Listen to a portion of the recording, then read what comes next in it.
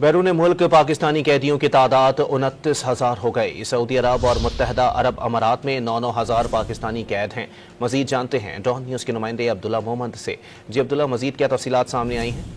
जी बिल्कुल, सेनेट की कायमा कमेटी बराए खारजा उमूर का आज इजलास हुआ और इसमें वजारत खारजा के हुकाम भी पेश हुए, जिसने कमेटी को बताया कि बैरून मुल्क पाकिस्तानी कैदियों की तादाद अब 29,000 हो गई। सऊदी अरब में 9,000 पाकिस्तानी कैदी हैं, जबकि मुत्तहदा अरब अमारात में 9,500 पाकिस्तानी कैद है। जबकि बहुत सारे ऐसे ममालिक हैं जिनकी मुफस्सिल तफसीलात हमारे पास नहीं है, लेकिन हम अगली कमेटी में कोशिश करेंगे कि तफसीलात ले आए, क्योंकि यूरोप के अंदर बहुत ज्यादा प्राइवेसी वजारत खारजा के हुकाम ने कहा और हमें उस तक एक्सेस नहीं मिलती, जिस पर कमेटी चेयरमैन इरफान सिद्दीकी ने कहा कि हम खोए पड़े हुए हैं, तो कोई है जो उनसे पूछता है। हम आइंदा इजलास में तमाम तफसीलात पेश करने की कोशिश करेंगे। हम इन मामलात को इस्लामी ममालिक और दीगर ममालिक के साथ दो तरफा बातचीत में भी उठाएंगे। कमेटी के चेयरपर्सन इरफान सिद्दीकी ने कहा कि मेरे ख्याल में सबसे ज्यादा पाकिस्तानी कैदी सऊदी अरब में है। क्या इनका रिकॉर्ड आपके पास है?